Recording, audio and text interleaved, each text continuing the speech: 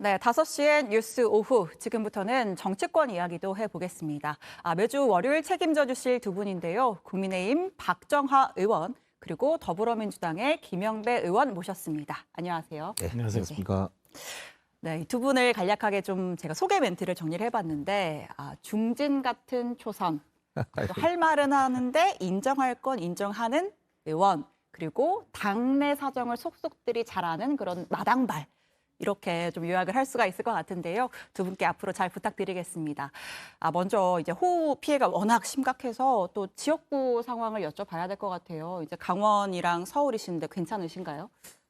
저는 강원도 원주인데 네. 사실은 이게 구름대가 그거보다는 아래쪽에 지금 형성돼서 그렇죠. 극한 호우가 있잖아요. 네. 지난주 토요일 날 안타깝게도 인명사고가 하나 있었어요. 네. 그거를 제외하고는 유실이 되거나 재산상으로 심각한 피해가 는 아직은 강원도 원주 쪽에는 없는 상황입니다. 그래서 다행히 원주는 괜찮은데 네. 지금 빨리 그 복구를 하고는 있습니다만 저희 시민들이나 우리 당원 여러분들도 가급적 연고가 있는 쪽에 좀 찾아가서 좀 네. 도와주십사 말씀을 좀 드리고 있어요. 네, 김 의원님 지역은 또 네, 서울의 성북구인데요. 저희들은 구릉지라서 예. 노후주택들이 좀 있는 곳이 아무래도 좀 불안한데요. 그중에서도 정릉하고 성북동의 일부 주택들이 좀 축대가 무너지고 해서 위험한 경우들이 좀 있었는데 전체적으로는 큰 사고는 없었습니다. 도심이니까 통제나 이런 것도 잘 돼야 될 것 같고요. 예, 네. 서울이 이번에는 비교적 그래도 잘 넘어갔는데요.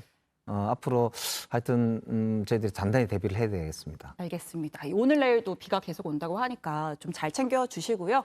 네, 그럼 본격적으로 첫 번째 주제 들어가 보겠습니다. 네, 첫 번째 주제 가용자원 총동원입니다. 윤 대통령이 귀국 직후에 호우 관련 중대본 회의를 주재하면서 한 이야기고요. 자, 순방 이야기를 잠깐만 짚고 그리고 이제 호우 대응 이야기 해보겠습니다. 이번 순방을 간단하게 한 줄 평한다면 어떨까요? 야당부터 얘기 들어볼까요? 왜 가셨는지 국민들이 잘 이해를 못하시는 순방이라고 박한 점수를 드릴 수밖에 없는 상황 아닌가 싶습니다. 부정적으로 평가를 하시는군요. 어떤 것 때문에? 지금 사실 이 나토를 가시고 우크라이나를 가셨잖아요. 네. 지금 우리 국익의 가장 중요한 지점은 미국하고 중국 같은데 네. 나토 가셔서 오히려 좀 악화되는 거 아닌가 네. 이런 우려도 있고요. 네. 가장 무엇보다는 우리 국내에서 인명 피해가 굉장히 많이 났는데 오히려 조기 귀국을 안 하시고 우크라이나로 가시는 모습 같은 게 국민들한테는 굉장히 이게 좀 뭐가 우선순위일까 이런 생각이 들게 하는 대목이 아니었나 싶고요.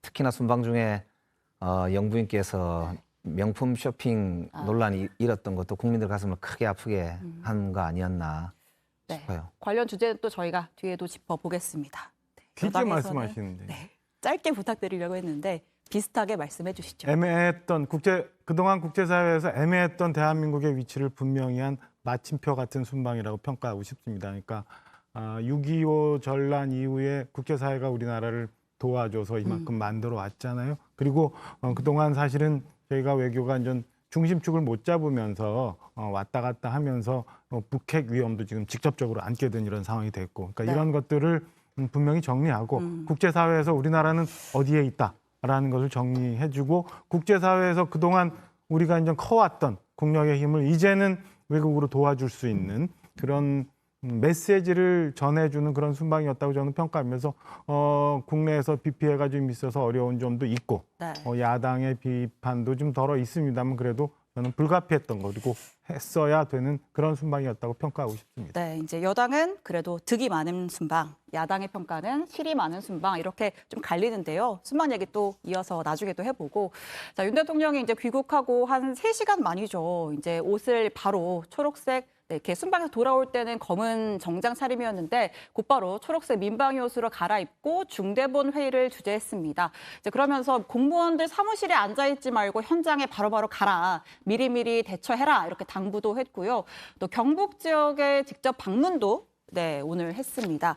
현장에서 윤 대통령이 한 발언이 있는데 그 발언 한번 직접 들어보겠습니다.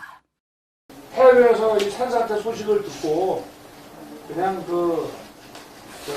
주택 주위에 있는 그런 산들이 좀 무너져갖고 민가를 좀 더 침해야 돼 이렇게만 생각을 했지 이렇게 몇백 톤짜리 이런 바위가 막 산에서 굴러내려올 정도로 이런 거는 저도 지금까지 살면서 처음 봐가지고요 얼마나 놀라셨겠습니까. 정부에서 다 복구해드리고 다 할 테니까 너무 걱정하지 마십시오. 상황에 와서 보니까 이제 순방지에서 듣던 것보다 피해가 좀 더 커 보인다.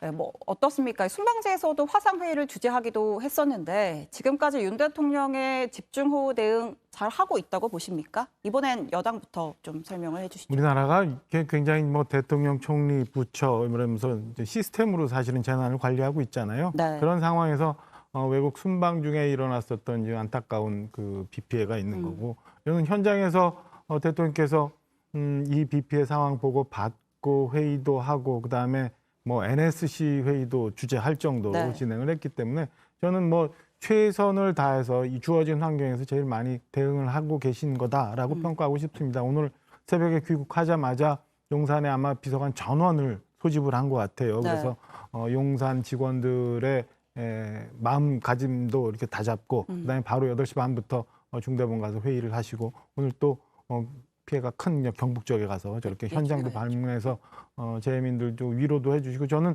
뭐 대통령으로서 할 수 있는 건 최대한 많이 하고 계시는 것 같고 향후 또 뭐 저희가 계속 비가 온다니까 대통령뿐만 아니라 모든 부처 그다음에 모든 각급 지자체의 공무원들이 공직자들이 다 힘을 모아서 이 재난 잘 극복할 수 있도록 가는 게 맞다고 봅니다. 그래서 지금까지 대통령께서 보여준 거는 주어진 환경 속에서 최선을 다하고 있다라고 평가하고 싶습니다. 알겠습니다. 김 의원님은 좀 다른 평가를 내리시나요? 현장에 가신 거는 당연히 잘 하셨다고 보고요. 또 앞으로 그렇게 하셔야 된다고 보는데요. 근데 너무 늦었어요. 늦었다. 네. 그러니까 사실 재난은 초기가 중요하고 초기보다는 예방이 중요하잖아요. 작년에 사실 강남 수해 났을 때도 대통령께서 그날 퇴근해가지고 사람이 죽고 하는데도 그 상황을 집에서 그냥 모른 채 지낸 거 아니냐 이런 의혹들이 많았단 말입니다.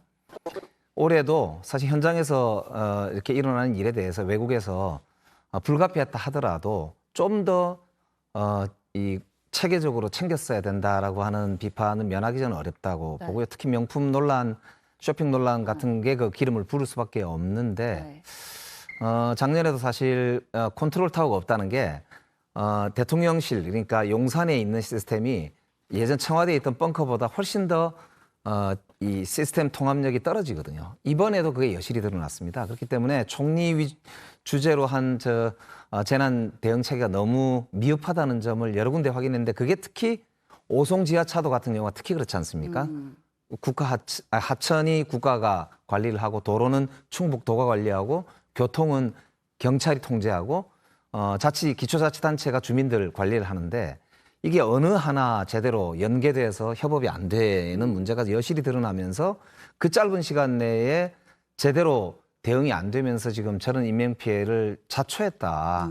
이런 비판을 저는 명키 어렵다는 점에서 사실 대통령께서 뭐 이제 앞으로 열심히 당연히 하셔야 되지만 정말 좀 반성적으로 보셔야 된다 이렇게 생각이 말씀 초반에 타이밍 이야기를 하셨습니다. 이제 재난 같은 경우에는 재해 같은 경우에 타이밍이 중요하다 하는데 이번에 우크라이나 방문이 이제 순방 중에 전격적으로 결정이 됐고, 근데 한편에서는 아까 말씀하셨다시피 좀 더 빨리 들어왔어야 되는 거 아니냐 이런 의견도 있는 것도 사실이거든요. 근데 여기에 대해서 대통령실 같은 경우엔 당장 한국에 가도 크게 바꿀 수 있는 것이 없다 이렇게 말을 했는데. 이 해명을 두고도 좀 사실 이제 말이 많은 것 같아요. 두 분 다 대통령실에 있어 보셨으니까 이 대통령실의 이 입장, 설명에 대해서 어떻게 보시나요? 저는 굉장히 부적절한 해명이었다고 생각을 합니다. 대통령실의 해명이 앞서 이제 제 개인적인 추론을 하면 이미 나토 정상회의에 참석을 했다 폴란드를 가신다고 계획을 잡았을 때는 전 우크라이나는 당연히 가시는 거로 네. 저는 개인적으로 생각을 예측을 했거든요. 하셨고요. 그러면은 이게 이제 준비됐던 거고 막판에 사실은 그럼 폴란드에서 우크라이나를 진짜 들어가야 되느냐 말아야 되느냐가 오히려 논란이 컸을 텐데 뭐 그럼에도 불구하고 가실 기회가 없기 때문에 뭐 가자라고 하면 결정을 했을 거라고 저는 추측을 합니다. 그렇다면 그 시간이 아니면 갈 기회가 그렇죠. 전쟁 중에는 없을 그렇죠. 것이다라고 또 그리고 얘기를 했죠. 다 아는 것처럼 우크라이나 이제 뭐 이게 전쟁이 끝나고 나면 66조에 달하는 우리에게만 있을 대건 사업이라는 것도 있고 하기 때문에 자락을 깔아놔야 돼서 가야 된다고 생각하는데 그렇다면 대통령실 메시지는 아까 저희가 뭐 총리부터 해서 여러 개선상의 이전 그 노력을 많이 하고 계시니까 네. 충분히 그 국내로부터 보고를 많이 받고 있고 네. 그다음에 국내에서는 총리께서 잘 챙기고 계시니까 이번엔 불가피 며칠 다녀올 수밖에 네. 없었다라는 메시지를 오히려 전달했다면 이미 충분히 관리가 되고 있다라는 메시지를 그런 줬다면, 메시지를 줬다면 국민들이 좀 이렇게 오해를 안 하시고 야당의 공격 빌미를 안 줬을 텐데 네. 저렇게 가봐야 뭐 소용이 있겠느냐의 뉘앙스의 해명은 저는 그 대통령실에서 대통령을 모시는 참모로서는 굉장히 부적절한 해명이라고 평가를 하고 싶어요. 그러니까 사실 우리 박정화 대변인님 같은 분들이 지금 청와대 대통령실 가서 모셔야 돼요. 네. 구 그러니까 대변인, 예, 의원님. 이게 사실 말씀대로 그냥 단순히 저는 메시지만 잘못된 건 아니라고 보고요. 대통령의 태도가 중요하거든요.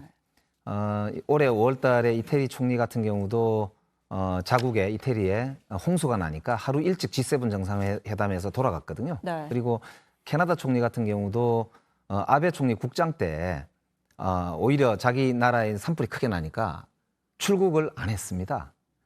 그러니까 이게 뭐 다 국익도 중요하고 하지만은 무엇보다 중요한 게 국민의 생명과 안전, 재산 아닙니까? 그러니까 이번에 우리가 보면 대통령께서 우크라이나로 넘어가는 시점에서 이미 상당한 수준의 재난이 발생하고 많은 인명이 이미 피해를 입었거든요. 네. 그 상황에서 대통령실에서 제대로 된 메시지 하나 없이 우크라이나를 그냥 갔다는 거. 거기다가 문제 제기를 하니까 그제서야 아이고 갔어도 무슨 우리가 할 일이 없었어요.